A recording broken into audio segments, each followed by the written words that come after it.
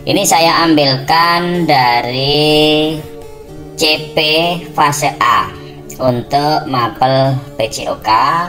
Fase A itu berarti kelas 1 dan kelas 2. Nah, nanti bagaimana mendistribusikan tujuan pembelajaran, mana yang kelas 1, mana yang kelas 2. Jadi untuk membuat ATP satu fase, di mana satu fase itu terdiri dari lebih dari satu kelas, maka guru-guru kelas itu harus berkolaborasi membuat secara bersama-sama.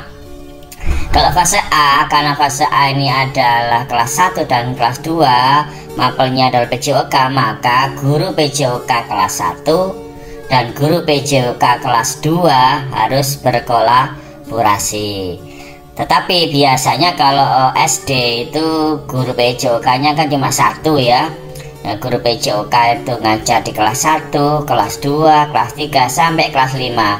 Jadi untuk PJOK itu tidak perlu berkolaborasi dengan guru lain karena guru PJOK-nya cuma 1.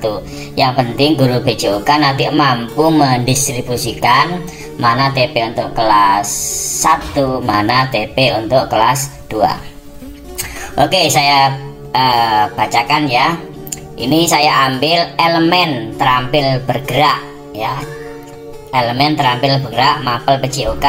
Capaian pembelajarannya, peserta didik mempraktikkan keterampilan gerak fundamental dan menerapkannya dalam berbagai situasi gerak yang berbeda.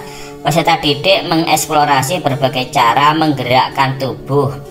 Peserta didik memanipulasi objek dengan bagian tubuh dan dalam ruang yang berbeda serta menyimpulkan efektivitasnya. Seperti yang sering saya katakan bahwa CP ini sebenarnya di dalamnya itu adalah kompetensi ya. Sebenarnya di dalamnya kompetensi, tetapi dirumuskan dalam formulasi paragraf.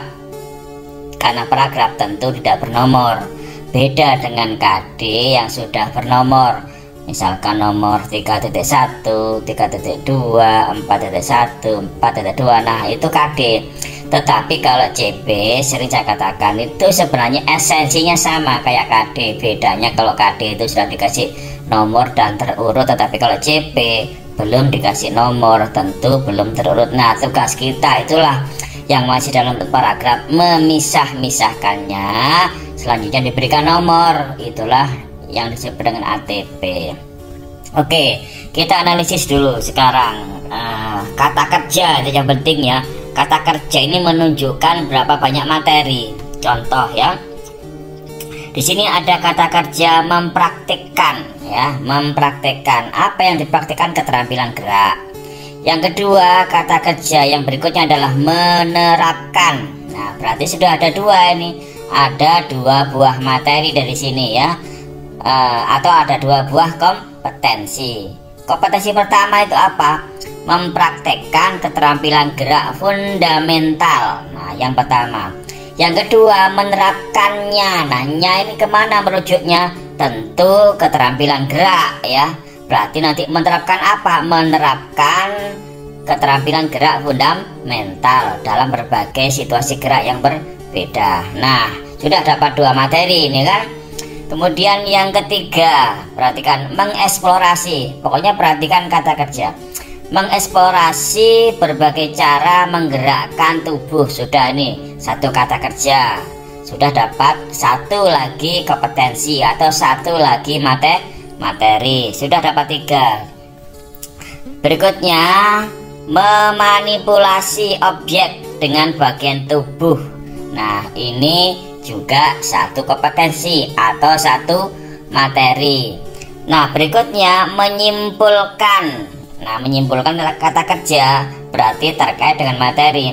Sudah ada 5 kata kerja, berarti ada 5 materi. Kata kerja yang pertama mempraktekkan, 1 materi. Kata yang kedua menerapkan, 2 materi atau 2 kompetensi. Yang ketiga mengeksplorasi, 3 materi atau 3 kompetensi.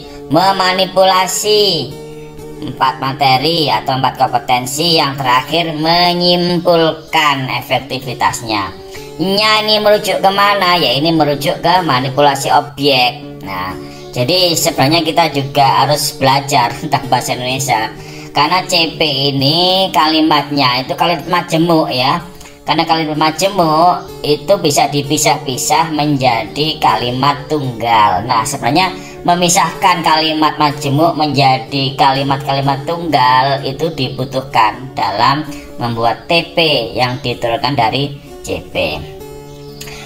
Oke, sekarang 5 kompetensi itu jadinya seperti ini. Nah, oke. 5 kompetensi, yang 3 kompetensi atau 3 materi itu kita taruh di kelas 1. Yang 2 materi kita taruh di kelas 2. Nah, kelas 1 atau kelas 2 yang mana? Ini guru PJOK yang paling tahu ya. Saya bukan guru PJOK, saya guru matematika. Jadi bisa jadi nanti saya kurang pas meletakkan di 3 kompetensi kelas 1, 3 kompetensi di kelas 2.